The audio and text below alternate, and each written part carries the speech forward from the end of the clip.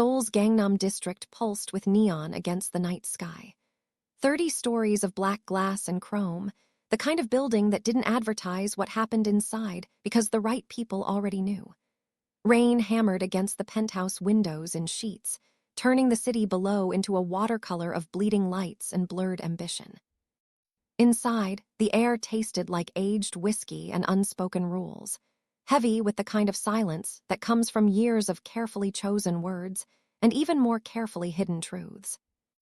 Naomi stood exactly where she always stood, 4 feet from Kang Ji-hoon's mahogany desk, her leather portfolio pressed against the emerald silk of her blouse, watching his hands move across contracts that would redirect half the port traffic in Busan without anyone outside this room ever knowing his name was attached.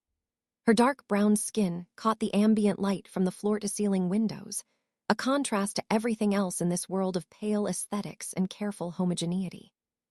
She'd learned early that being a black woman in Seoul's underworld meant you were either invisible or impossible to ignore.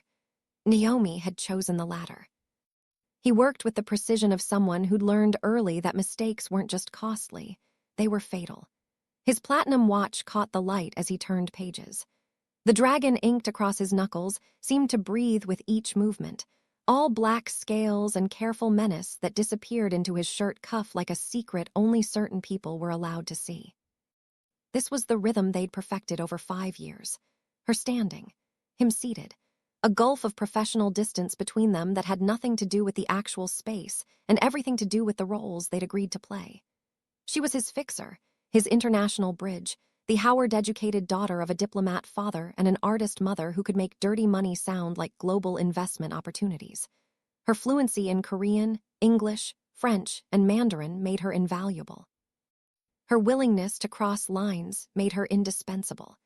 Her blackness made her memorable in rooms full of men who all looked the same, which Ji-hoon had weaponized more times than she could count. He was the third son who'd inherited an empire built on controlled ports and carefully managed chaos. A man who'd turned his family's underworld connections into something that looked almost legitimate in the right light. The tension between them existed in a frequency most people couldn't hear, like a dog whistle for desire, high-pitched and constant and absolutely forbidden. In 5 years, they'd never crossed that line. In 5 years, Naomi had told herself it was because mixing business with pleasure was suicide in this world. But late at night, alone in her apartment overlooking the Han River, she knew it was because once they crossed that line, there'd be no going back. Ji-hoon signed his name with the kind of flourish that suggested he enjoyed the theater of power. His black hair was pushed back from his face, still damp from the rain he'd walked through earlier, refusing the umbrella his driver had offered because Kang Ji-hoon didn't run from weather. The scar along his left cheekbone, thin and white against his skin, caught the light as he tilted his head to examine the final claws. Naomi had asked him about that scar exactly once, 3 years ago, and the look he'd given her had taught her more about boundaries than any contract ever could. Her phone lit up on the glass side table where she'd set it. The notification glowed bright enough to pull her attention. A text message. Short, sweet, exactly what she'd been waiting for all week. And when she read it, something in her expression shifted, not dramatically. Naomi had spent too many years in rooms with dangerous men to let her face broadcast anything she didn't explicitly choose to share. But there was a softening around her eyes, a slight curve to her full lips that suggested genuine pleasure rather than the polite smile she deployed like armor. "I'm leaving at 8:30 tonight." She delivered the information like she was reading stock prices. Neutral, professional. Her American accent still evident even after 5 years in Seoul, something she'd never quite lost and secretly never wanted to. "The Seoul acquisitions paperwork is already in your encrypted folder, and I've scheduled the calls with the Incheon group for tomorrow afternoon." Ji-hoon didn't pause. The pen continued its elegant destruction of his rival's shipping lanes. "We have the meeting with the Taiwanese delegation at 9. "Reschedule it." Naomi slipped her phone into her bag, the click of the clasp final as a period at the end of a sentence. "I have dinner plans." The pen stopped moving, not abruptly. Ji-hoon didn't do abrupt, but the scratching sound ceased, and in the silence that rushed in to fill the space, Naomi could hear the rain against the windows, the distant hum of traffic 30 floors below, the sound of her own heartbeat doing something complicated and unwelcome in her chest. 5 seconds passed, then 10. Jihoon reached for the crystal decanter on his desk, the one filled with Japanese whiskey that cost more than most people's monthly salary. He poured 2 fingers into a glass with the kind of careful attention that made it clear he was buying time to think. He hadn't poured himself a drink during work hours in 2 years. Not since the night they'd lost the Gwangju route to a rival family, and he'd had to personally visit 3 different men to explain why that wouldn't happen again. Naomi's hand was already on her umbrella, her coat folded over her arm, when Jihoon's voice cut through the rain-heavy air like a blade through silk. His name is Marcus Webb. She went completely still. Her fingers tightened on the umbrella handle, her brown skin paling slightly at the edges. The words hung in the space between them, impossible in their specificity and terrifying in their implication. He's an investment banker. Jihoon's voice carried that same measured calm he used when he was explaining to someone exactly how they'd failed him and exactly what that failure would cost. Columbia MBA drives a BMW 7 Series, allergic to shellfish.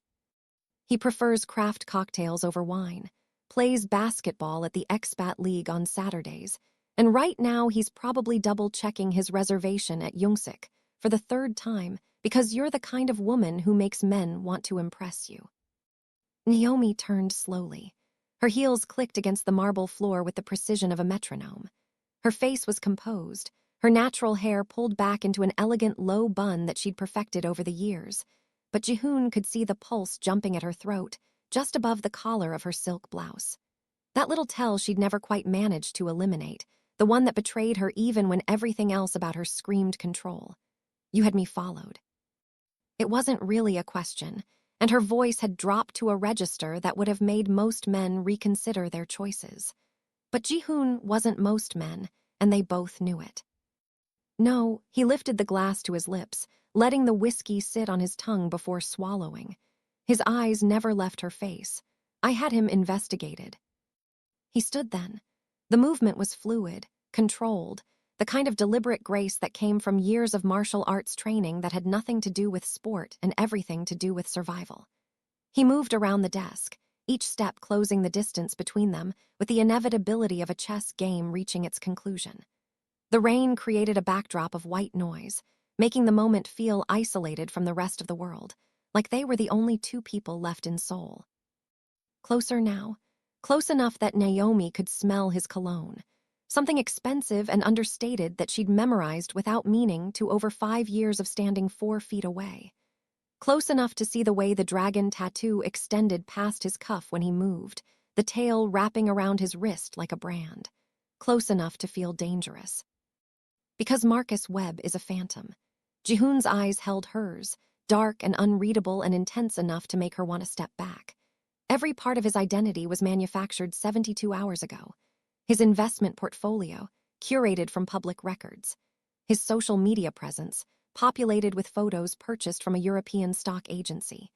Even his Columbia credentials, they're real, they just belong to a Marcus Webb who died in a mugging in Harlem 8 years ago. The elevator chimed somewhere behind her. Naomi heard the mechanical whir of doors opening, an escape route presenting itself. But her feet felt welded to the floor, her mind racing through every conversation she'd had with Marcus. The charming messages about art galleries they should visit. How he'd mentioned growing up in Chicago, just like her. The way he'd seemed to understand the particular exhaustion of being black in spaces that didn't expect you. How he'd seemed to anticipate her preferences with the kind of accuracy that felt romantic at the time, but now felt like something else entirely. You're lying. But even as she said it, she could hear the uncertainty creeping into her voice, the slight tremor that she hated. Jihoon pulled his phone from his jacket, one swipe. Then he held it out to her. The screen displayed layers of data that made her stomach drop. IP addresses traced to a server farm in Bucharest. Digital footprints that started and stopped with suspicious precision. Photo metadata showing batch purchases from 3 different stock agencies. Bank accounts that existed but had never actually moved money. A ghost wrapped in an expensive suit and a charming smile, designed specifically to appeal to a lonely black woman in a foreign city. Naomi stared at the evidence. Her mind was already working through the implications. The legal training she'd received at Howard before she'd decided international law was too boring and criminal enterprise was more her speed. Why would someone do this? Jihoon's expression shifted. Something raw flickered across his face before he locked it down with the discipline of someone who learned early that emotions were weapons other people could use against you. Because someone needs you compromised. His voice was quieter now, intimate in a way that made the hair on the back of her neck stand up. They need you scared or distracted or turned against me, and I haven't determined which objective they're pursuing yet. The rain intensified, turning the windows into waterfalls of distorted light. You know what's actually terrifying, Jihoon? Naomi's voice had changed. All the softness burned away, revealing the steel underneath. She reached into her portfolio, past the contracts and the encrypted tablets, and pulled out a flash drive. Red, small, innocuous. She tossed it onto his desk where it skittered across the polished surface like evidence at a trial. That is what's terrifying. Jihoon glanced down. His face remained impassive, but she saw his jaw tighten. Just a fraction, just enough. I found your contingency plan. Naomi's hands were steady now. Her prosecutor voice fully engaged, the one she'd used in mock trials at Howard before she decided the law wasn't nearly as interesting as breaking it. The one buried in the Seychelles server you thought no one else could access. $53 million, Jihoon. In accounts I never opened, with my biometric data attached to transactions I never authorized, my digital signature on transfers I never made. She took a step closer. Now she was the one circling. Every transaction is immaculate. Time-stamped, verified, backed up in 3 different jurisdictions.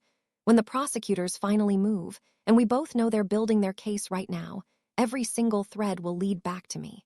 The black woman who embezzled from her employer and vanished into Southeast Asia with his money. Another stereotype confirmed. Another reason for people to look at someone who looks like me and assume the worst. Her voice cracked slightly on the last part, revealing a wound that went deeper than just this betrayal. 5 years in Seoul, 5 years of being stared at on the subway, 5 years of being the only black face in rooms full of Korean power brokers, 5 years of proving herself over and over again. And the whole time, Jihoon had been building a cage that would confirm every prejudice she'd spent her life fighting against. The city lights flickered on across Seoul as evening settled in properly. The penthouse felt smaller suddenly, the air thicker, charged with something that crackled between them like static electricity before a storm. You think that's what this is? Jihoon's voice was quiet, but there was something underneath it now. Something that sounded almost wounded, which was absurd because Kang Jihoon didn't get wounded. He wounded other people. What else could it be? Naomi's voice cracked on the last word despite her best efforts. 5 years, Jihoon. 5 years of standing 4 feet from your desk. 5 years of encrypting your communications and structuring your shell corporations and making your blood money look like legitimate business ventures. 5 years of being the only black woman in your world, of watching people underestimate me and then having to prove them wrong every single day. 5 years of telling myself I was different, that you saw me as something more than useful. And the entire time you were building my prison. Jihoon moved so fast she didn't have time to react. One moment he was by his desk. The next he was standing close enough that she could see the flecks of amber in his dark eyes. Close enough to feel the heat radiating from him through his tailored suit. Close enough that breathing felt like a choice she had to consciously make. Look at the dates, Naomi. His voice was low, almost gentle, which somehow made it more dangerous. Go ahead, look at them. She didn't want to, but she found herself glancing down at the flash drive on his desk, her mind pulling up the files she'd spent 3 weeks analyzing. The first transfer, the week she'd started working for him. The second, 10 days later. Regular deposits every month for 5 years, growing steadily as her access to his empire expanded. Those transfers started before you knew anything sensitive.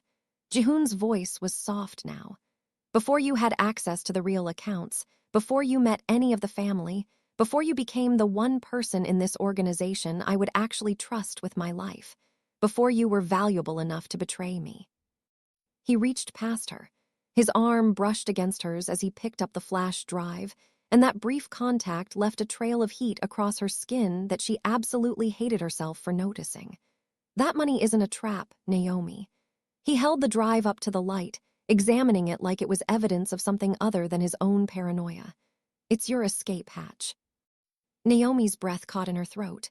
"What?" "The second week after I hired you, I knew." Jihoon's voice was softer now, but no less intense. "I knew you were too intelligent, too capable, too goddamn extraordinary to spend your life cleaning blood off my ledgers. I watched you walk into rooms full of men who didn't expect you, didn't want you there, and I watched you make them respect you anyway. I watched you navigate a country that still stares at you like you're an alien, and I watched you refuse to let it break you. So I started building you an exit." He pulled up something on his tablet, a portfolio that made Naomi's vision blur. Legitimate investments, clean money laundered through so many legal channels it had come out pristine on the other side. Real estate in her name in 3 different countries. Bonds, stock portfolios, a Swiss account with numbers that could fund 5 lifetimes. 53 million in liquid assets. Jihoon's voice was matter-of-fact now, like he was discussing the weather. Another 70 in investments that mature over the next 20 years. Enough to disappear completely. Enough to become anyone you want. A gallery owner in Paris. A consultant in Singapore. A woman who never has to make the kinds of choices you've made for me. A woman who never has to prove herself to anyone ever again. Naomi stared at the numbers. Her mind refused to process what she was seeing. "This doesn't make sense. I was ensuring that when I inevitably fall, when I go to prison or get killed or burn this entire operation down, you'd be free." Jihoon's hand moved as if to touch her face, then stopped, hovering in the charged space between them. "You were never going to be the scapegoat, Naomi. You were always going to be the one who got away." The sincerity in his voice was more terrifying than any threat he'd ever made. Because threats, she understood. Threats she could defend against. But this raw vulnerability, this she had no defense for.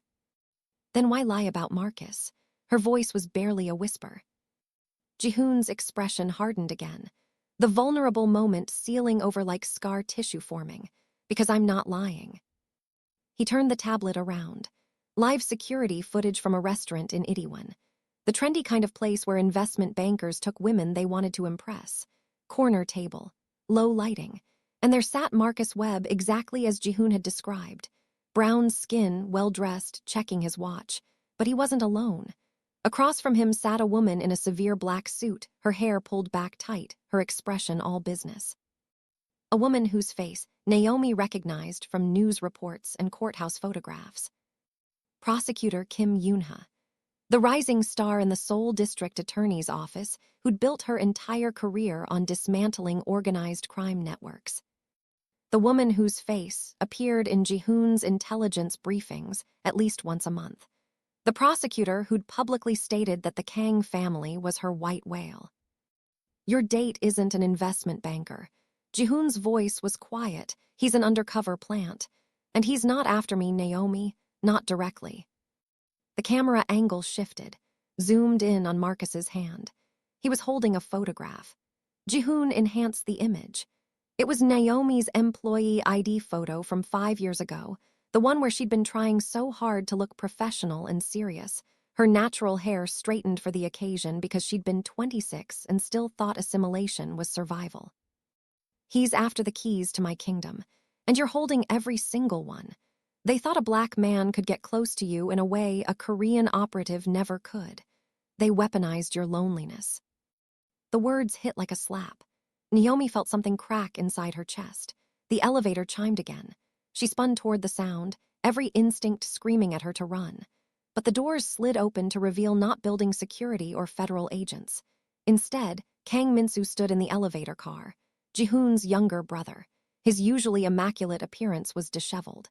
His designer jacket hung open, his tie was loose, and his hair looked like he'd been running his hands through it repeatedly. And in his right hand was a pistol, matte black, compact, the kind of weapon that was meant for close-range work. But he wasn't pointing it at Naomi.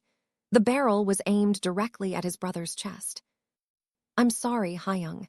Minsu's voice was shaking, but this needs to end now. Jihoon didn't move. He didn't reach for a weapon or dive for cover or show any of the reactions a normal person would have when faced with a gun pointed at their heart. He simply stood there, still too close to Naomi, his body angled slightly in front of hers in a way that was probably unconscious, but made something in her chest do something complicated. Lower the gun, Minsu. Jihoon's voice carried no fear, just bone-deep exhaustion. I can't. Minsu stepped out of the elevator, the weapon never wavering. His eyes flicked to Naomi and there was genuine pain there, real anguish. The prosecutors didn't find us by accident, Hyung. Someone gave them access to our encrypted channels, someone with top-level clearance. The accusation hung in the air like smoke. She uploaded the data last night. Minsu continued, and now there were tears tracking down his face. Our entire communication archive. Client lists, transaction records, everything. She's been working with prosecutor Kim for 8 months. Naomi felt the accusation like a physical blow. That's insane. I never. Your phone? Minsu cut her off. They traced it to a dead drop in Hanggang Park. Last night, 11:42. The exact location where the prosecutor's tech team retrieved a hard drive containing our entire operational structure. Naomi's mind raced. Last night, 11:42, she'd been home, asleep, her phone charging on her nightstand. Hadn't she? She looked at Jihoon, expecting to see doubt or fury or the cold calculation he used before he eliminated threats. But his expression was unreadable, his eyes still locked on his brother. I know, Jihoon said quietly. The words sucked all the oxygen from the room. Minsu's gun hand faltered. What? I know she gave them the data. Jihoon repeated, and now there was something almost gentle in his voice, because I'm the one who instructed her to do it. Naomi's entire world tilted sideways. Jihoon, what are you?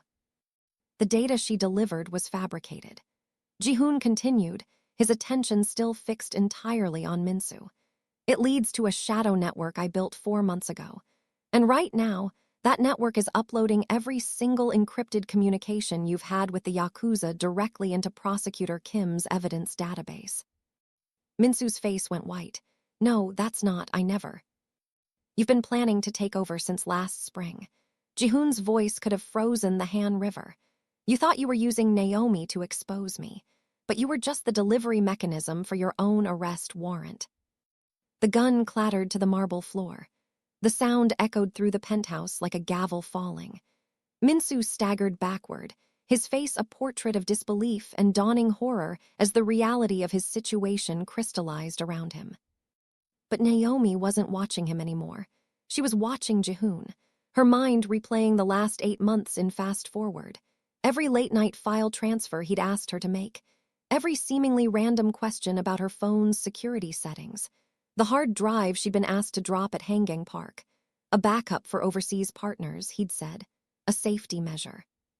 He'd choreographed her betrayal, used her as an unwitting weapon against his own brother. You played me, she whispered, and the words tasted like betrayal. Jihoon finally turned to face her fully, and something in his expression made her breath catch. Not guilt, not triumph, something far more complicated that she couldn't name. I protected you, he corrected softly. There's a difference. By making me look like a traitor. By making sure that when this building fills with prosecutors in approximately, he glanced at his Patek Philippe, 7 minutes. You'll have documentation proving you acted as a cooperating witness under duress. Minsu was the actual target. You were just the hand that delivered him. Naomi's legs felt unsteady. She wanted to scream at him or hit him or demand answers to questions she didn't even know how to formulate yet. But before she could do any of those things, she heard herself laugh. Sharp, brittle, a sound that belonged to someone else. You're unbelievable. I'm thorough, Jihoon said, and there was the faintest hint of something that might have been humor in his voice. Minsu had collapsed against the elevator wall, his entire body shaking. But Naomi's attention snagged on something else. A small smile playing at the corner of Jihoon's mouth. Not triumph, something darker. Something that looked almost like satisfaction at her anger. And that's when the final piece clicked into place. "No," Naomi said slowly, her voice dropping to a register that made Jihoon's eyes sharpen with sudden alertness. "No, you're not that thorough. You're that paranoid." She stepped away from him, creating distance she suddenly desperately needed. Her mind was racing now, assembling fragments into a picture. "You expected me to discover this." She continued, her voice gaining strength. "You wanted me to find that flash drive. You wanted me angry enough to confront you right here, right now, with Minsu listening through whatever surveillance you have running." Jihoon's expression didn't change, but she saw his shoulders tense fractionally. Confirmation. "You needed me to appear loyal when the real betrayal came to light." Naomi's hands were trembling now, not with fear, with a rage so pure it felt like ice in her veins. "But here's what you didn't account for, Jihoon." She reached up slowly, deliberately, and removed a small device from the decorative clip holding her bun in place. It looked like a hair accessory, elegant black and gold that complemented her skin tone beautifully. But Jihoon's face went absolutely still when he saw the small port on its underside. A data transfer key. "While you two were playing Game of Thrones," Naomi said, her voice now carrying the kind of quiet authority that made even Kang Jihoon pay attention, "I was playing the stock market."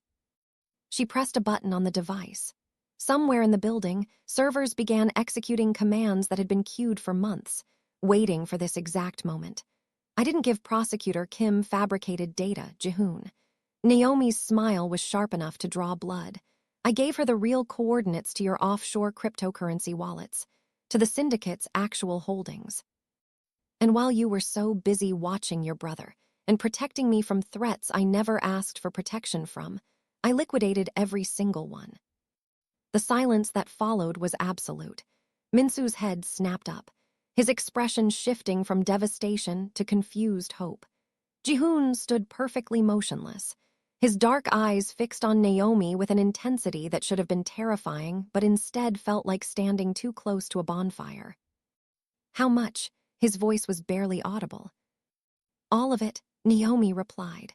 68 million in cryptocurrency, another 90 in bearer bonds, 23 shell corporations dissolved and liquidated. I've been moving your money for 5 years, Jihoon. Did you really think I didn't know where the real vaults were? Did you think being a black woman in your world meant I was just going to accept whatever scraps you threw my way?" For 3 seconds it felt like 3 years, nobody moved. Then Jihoon laughed. It started low, almost inaudible, then built into something rich and genuine and utterly unexpected.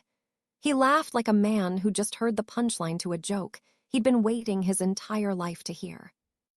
Minsu stared at his brother like he'd lost his mind. "Hyung, she just stole everything."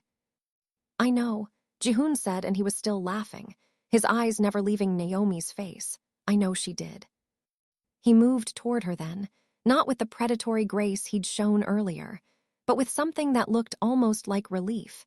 He stopped just inches away, close enough that Naomi could see the amber flecks in his irises, close enough to watch his pupils dilate in the low light. "I embedded trackers in the cryptocurrency itself," Jihoon said softly, intimately, like he was sharing a secret meant only for her, at the blockchain level, woven into the code. Every coin you moved, every bond you transferred, they're all sending location data to a satellite network I control. Naomi's triumphant expression faltered. "You're lying." "I'm really not." Jihoon reached up slowly, giving her time to pull away if she wanted to, and tucked a loose curl that had escaped her bun behind her ear. His fingers lingered against the smooth brown skin of her jaw, and she hated the way her body responded to the touch. A shiver that had nothing to do with temperature and everything to do with the way he was looking at her. "I knew you'd take the money," he continued, his voice low and rough. "I was counting on it, because you're brilliant and ruthless and you've been watching me operate for 5 years. You learned from the best, and because you deserve to take everything from someone who tried to control you." "Then why let me?" Naomi's voice came out shakier than she intended. Jihoon's thumb traced a line along her cheekbone, a touch so gentle it felt like a contradiction to everything he was, because the money was always yours anyway. "I just needed you to steal it so I could chase you." The city stretched out behind them, 30 floors of glass and steel and distance from the rest of the world. Somewhere below, sirens were beginning to wail. The prosecutor Raid Jihoon had mentioned. The carefully orchestrated collapse he'd been planning for months. "You wanted dinner plans tonight, Naomi?" Jihoon's other hand came up to frame her face. His touch achingly careful despite the calluses she could feel on his palms. "You have them. With me. On a private jet to a country with no extradition treaty and no questions about where money comes from." "You're insane," but she didn't pull away. "I'm practical," Jihoon corrected. "I needed to burn my empire to the ground anyway. You needed to believe you'd outsmarted me. We both got what we wanted." Naomi's mind was reeling. "You orchestrated your own downfall just to what? Run away with me." "Not run away." Jihoon leaned closer, his forehead almost touching hers. "Start over as equals. No employer, no employee, no power dynamic. Just two people who are too smart and too damaged and too dangerous for the normal world. Just a Korean man and a black woman who never quite fit in their own worlds, building something new in the spaces between." Behind them, Minsu made a sound of disgust. "This is insane. You're both insane." "Probably." Jihoon agreed without looking away from Naomi. "But insanity seems like a reasonable response to wanting something you can't have while being trapped in a life you never chose." "And what about him?" Naomi nodded toward Minsu, her eyes searching Jihoon's face for any sign of regret. "He'll accept the deal the prosecutor offers him. Testify against the Yakuza connections, serve 4 years in minimum security, and come out with his life." Jihoon's voice was matter-of-fact. "I made sure the evidence against him was serious enough to flip him, but not serious enough to destroy him. He's my brother. I'm not a monster." "You're something," Naomi muttered. "I'm yours if you want me." Jihoon's smile was slow and devastating. The sound of footsteps echoed from somewhere far below. The prosecutors were in the building now, moving through floors with systematic precision. They had maybe 2 minutes before this penthouse became a crime scene. Naomi should have been running, should have been putting as much distance as possible between herself and Kang Jihoon and this spectacular disaster. Instead, she found herself studying his face like it was a map to territory she'd been forbidden to explore for 5 years. "What makes you think I'd go anywhere with you?" she asked, but her voice had lost its edge. "Because you're still here." Jihoon's hands slid from her face to her shoulders, his touch burning through the fabric of her blouse. "Because you could have left 10 minutes ago and you didn't. Because you spent 5 years watching me from 4 feet away, and I spent 5 years pretending I didn't notice the way you looked at me when you thought I wasn't paying attention.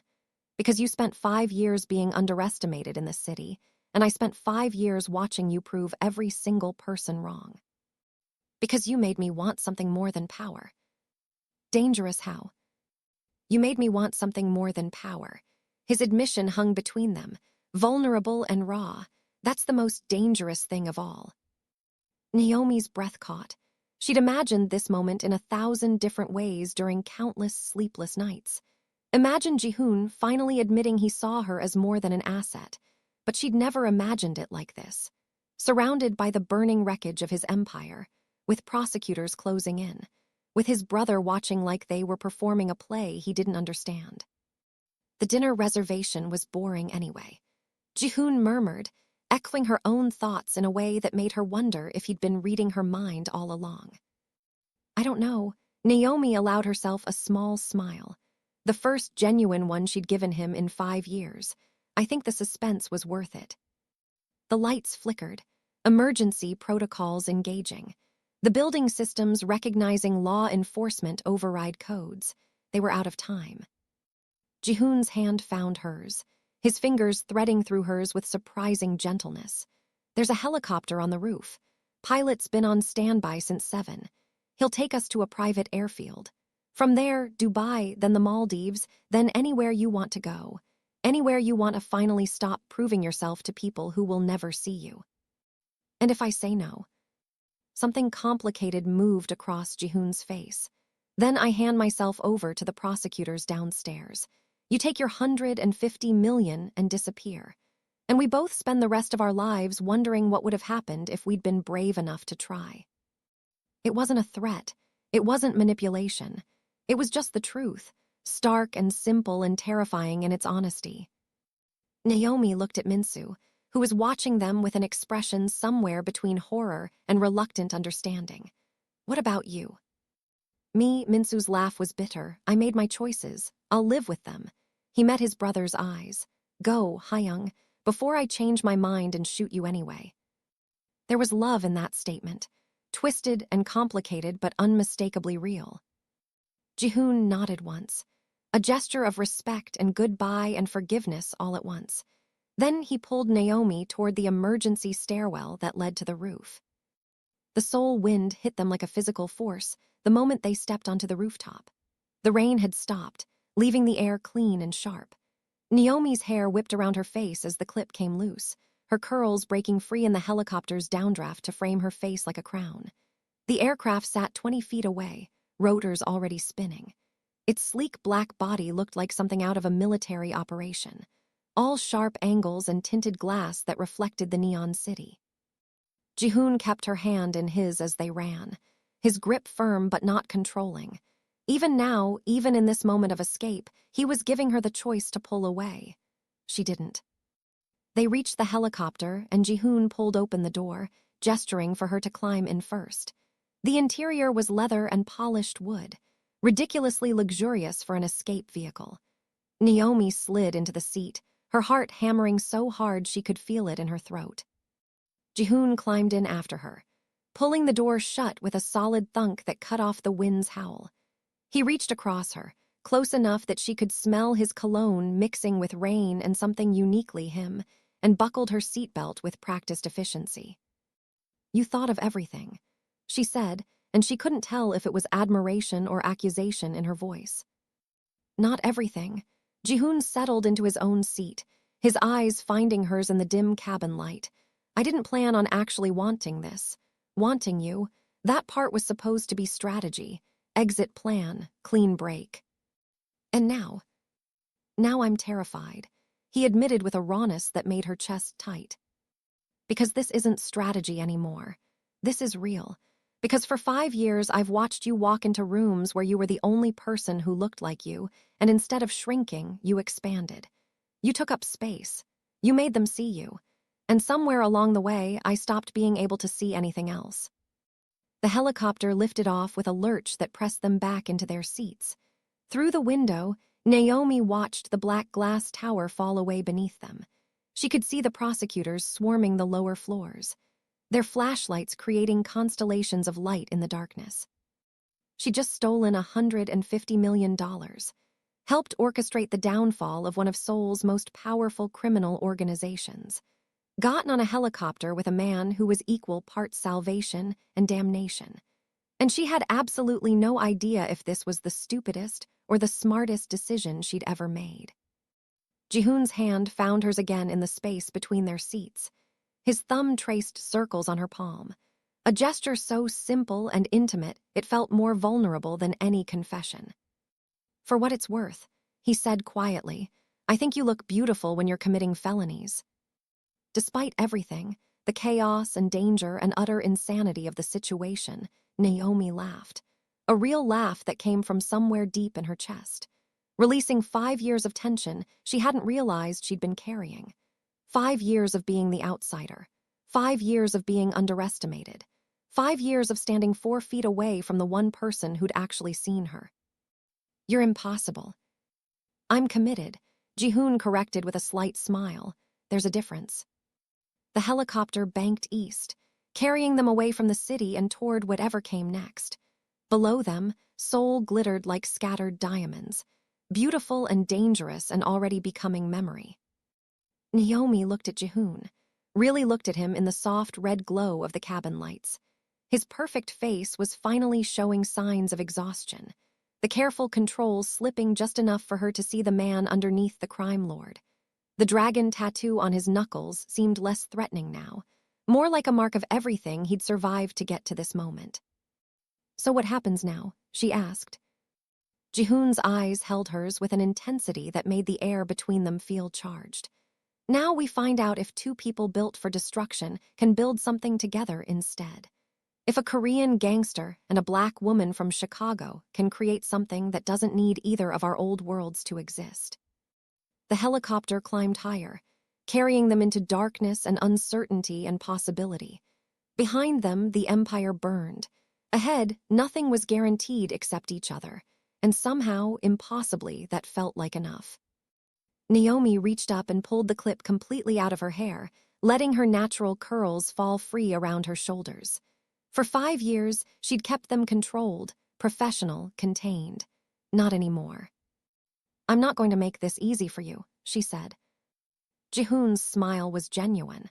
"I'd be disappointed if you did." The city lights faded behind them, and Naomi realized she wasn't afraid. For the first time in 5 years, maybe for the first time in her life, she wasn't trying to prove anything to anyone. She wasn't the black woman fighting for a seat at the table. She wasn't the outsider trying to fit in. She was just Naomi, and somehow that was enough. "So here's what I need to know. When exactly did you realize they were always meant to end up together? Was it the whiskey? The money? The moment she stole everything and he smiled? Was it when he built her an exit before she even knew she needed one?"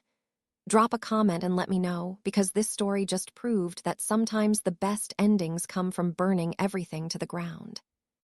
If you're still breathing after that finale, hit subscribe because I've got more twisted romances coming your way.